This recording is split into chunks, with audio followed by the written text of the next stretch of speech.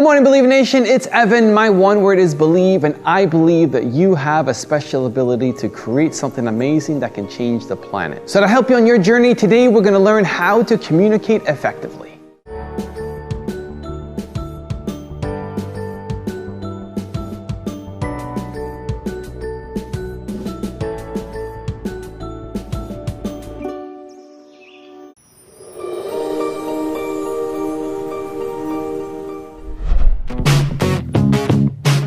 This is gonna blow away people, especially your fan base, listening. You know, I speak a lot and I talk over people and I'm loud and intense, but all of my success has been predicated on listening, whether I'm doing it with my ears or with my eyes. Skill I use is probably communication, which I think is building on what Gary said. I think communication is a two-way street. But being able to articulate and communicate what it is that I'm trying to communicate is something that I find I focus on all day long, every time I speak. It turns out in corporate America today, and I teach this now, I taught at Notre Dame and MIT, the graduating cohorts, I explain this to them. When you're leading, when you want to be a leader, you have to articulate your idea in 90 seconds or less. You have to explain why you're the right person to lead, and above all, you have to know your numbers. You can see it happen on Shark Tank. It works in the real world too. And frankly, Shark Tank is the real world because it's real capital. So I use that and I teach it, and I think everybody should think about that. Explaining your vision clearly, succinctly, in a short period of time ends up being really important. Before a conversation, put your mind in the other person's body and think, what's good for them?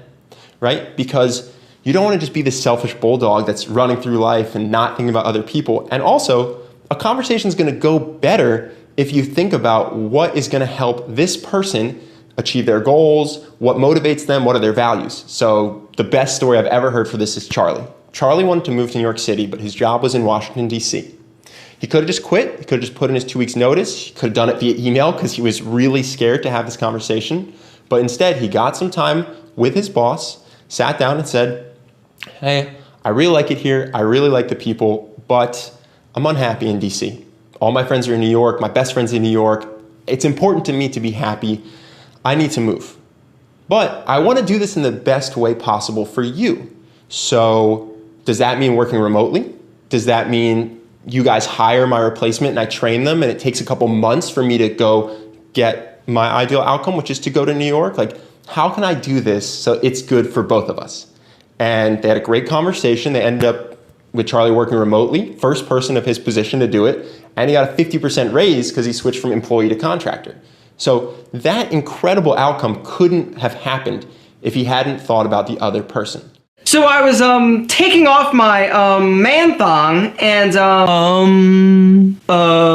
I was like, oh my god, and you were like, oh my god, he has a wife? Like, yo dog, I'm so pissed right now. You'll never believe what happened. I was over there ordering the delicious ass McRib sandwich, you know what I'm saying? And they forgot the mother freaking pickle, you know what I'm saying? Yes, I do know what you're saying. That the McRib sandwich is a culinary mystery meat that needs pickle to enhance its deliciousness. I also know that using filler words makes you sound unconfident, unsure of yourself, unprofessional, and dare I say, dumb as a stump.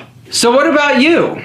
Do you use filler words? And if so, what is it? If you're not sure, ask your friends or family, because if you don't know, I'm sure they will. Because that's exactly how I found out that I use the word all the time. Tracy one day, about 6 years ago, came up and was like, you say all the time. I was like, I do? I told her to start pointing it out. Every time she noticed or heard me use the word she would say, And that was my cue to start paying attention, but something remarkable happened. After a little while of being ultra aware of myself, I would actually start correcting myself. When I'd say I'd be like, and it was really awkward and uncomfortable when I was having a conversation with somebody else. And eventually I stopped. It took hard work being hyper aware of what you're saying and a little bit paranoid, but eventually I kicked it, and so can you. And a great tip I would give to you is when you're talking and you feel it coming on, just pause and pick up where you left off, and eventually you will be able to kick the filler word habit.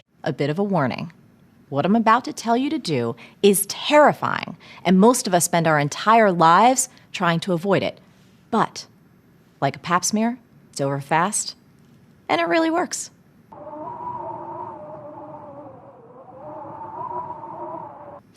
I just did it. Did you catch it? If not, and you missed it, here it goes again. Awkward. That was a live demonstration of the 3-second IAP, the intentional awkward pause. Oh my God, this is so awkward. Now, why on God's green earth would you ever want to do that? I'll tell you, because being a really, really good listener is one of the most underrated secrets to success. It's crucial if you want to be more charismatic, more persuasive, and a better negotiator. Plus, really listening to someone and having them feel truly heard is one of the biggest gifts you could ever give. The problem is most of us suck at listening and we don't even know it. We're always interrupting others with our brilliant ideas and our feedback, and most often it's the way— Oh my God, that is so true. I'm always interrupting people. As I was saying, it's often the way that we suck the most. Now, I'm probably one of the worst offenders out there, but I am consistently working on this, and I have to say the IAP is a lifesaver. Not so long ago, I used it with my stepson, Zane, and had an unbelievable result. So Zane was home on Christmas break from college, and he invited me to go for cappuccinos. A little backstory here. In the 10 years plus that we've been in each other's lives, he had never really asked me for life advice. So we get to this place, Cafe Minerva, and we're hanging out. And Zane starts to tell me all about his life and what he might want to do with it. He's very, very involved with music. He's involved in acting and all these creative things. So basically, he's asking me for the kind of advice that I give for a living. So you could imagine, every single part of me just wanted to jump in and tell him what to do and tell him what I think and yada, yada, yada. But I practiced the IAP, and I just sat there and I zipped it. Now, every time I did this and I just shut up, it was amazing because he would just reveal more and more insights. He'd find new things to talk about. He'd find his own insights that were way better than anything I could have told him. And it was really, really amazing. Now, I have to be honest, my body was literally uncomfortable being silent. So every time he would come to an end of a sentence, I would sit and see if there was more. And it was absolutely awesome. By the end of 3 hours, we had the most beautiful conversation, and we left that cafe feeling more connected and more intimate than I think we've ever felt. So just a little story to show that it really, really works. Another way to become a great conversationalist is to question for clarification. Never assume that you understand what the other person is saying or trying to say. Instead, if you have any doubt at all, ask, "How do you mean?" Or, "How do you mean exactly?" And then just pause and wait. This is the most powerful question I've ever learned for guiding and controlling a conversation. It's almost impossible not to answer this question. When you ask, "How do you mean?" the other person cannot stop himself or herself from answering more extensively. You can then follow up with other open-ended questions and keep the conversation rolling along. Begin with the end in mind. How do you want them to feel at the end of the conversation? How do you want to feel at the end of the conversation? What would you love them to think, believe, or do at the end? And what do you want to think, believe, or do at the end? Like, always begin with that. People forget this all the time. They just have a spark of emotion or something they have to deliver, and they just deliver it without knowing where to go.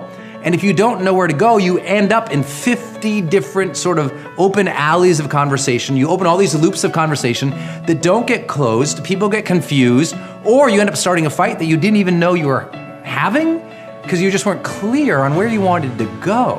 It doesn't mean that you'll always get there exactly, because again, humility says you're gonna learn together, but at least you'll have a sense of what feeling you want. Do you want her to trust you at the end of the conversation? Do you want him to know how you felt and that's all you're after? Like, what is it you really want at the end of the conversation? Thank you guys so much for watching. I'd love to know, what did you think of this video? What was the rule that most applies to you that you're going to immediately implement somehow into your life or your business? Please let me know. I'd love to hear from you. Leave it down in the comments below. I also want to give a quick shout out to Anthony Avina. Anthony, thank you so much for picking up a copy of my book, Your One Word, and doing the video review of it. I really appreciate the support, man, and I'm so glad that you enjoyed the book. Today I'm going to be reviewing a book for you guys called Your One Word by Evan Carmichael. So thank you guys again for watching. I hope you have an amazing day. I believe in you and hope you continue to believe in yourself and whatever your one word is. Much love. I'll see you soon.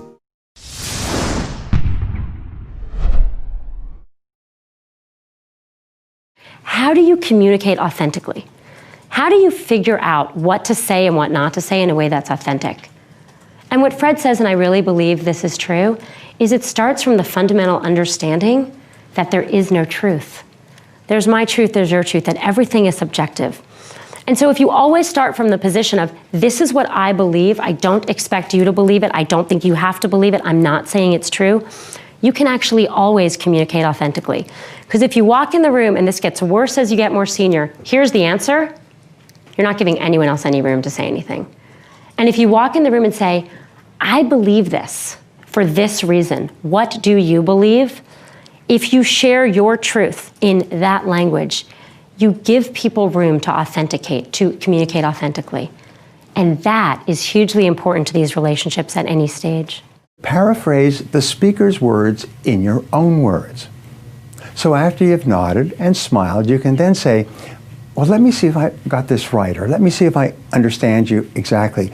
What you're saying is this, and then you repeat it back in your own words. By paraphrasing the speaker's words, you demonstrate in no uncertain terms that you are genuinely paying attention and making every effort to understand his or her thoughts or feelings. And the wonderful thing is, when you practice effective listening, other people will begin to find you fascinating. They will want to be around you. They will feel relaxed and happy in your presence because when you listen to other people, you make them feel important. Nelson Mandela is a particularly special case study in the leadership world because he is universally regarded as a great leader. You can take other personalities, and depending on the nation you go to, we have different opinions about other personalities. But Nelson Mandela, across the world, is universally regarded as a great leader.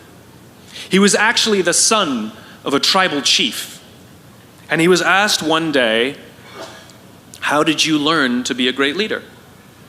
And he responded that he would go with his father to tribal meetings. And he remembers two things when his father would meet with other elders.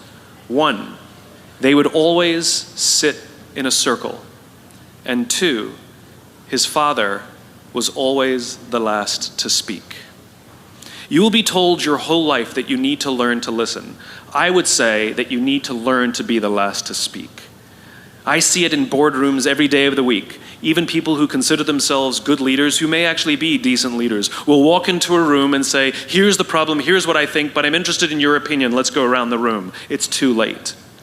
The skill to hold your opinions to yourself until everyone has spoken does two things. One, it gives everybody else the feeling that they have been heard.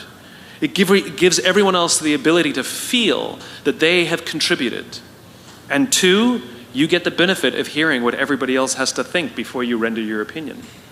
The skill is really to keep your opinions to yourself. If you agree with somebody, don't nod yes. If you disagree with somebody, don't nod no. Simply sit there, take it all in, and the only thing you're allowed to do is ask questions so that you can understand what they mean and why they have the opinion that they have. You must understand from where they are speaking, why they have the opinion they have, not just what they are saying. And at the end, you will get your turn. It sounds easy, it's not. Practice being the last to speak. That's what Nelson Mandela did.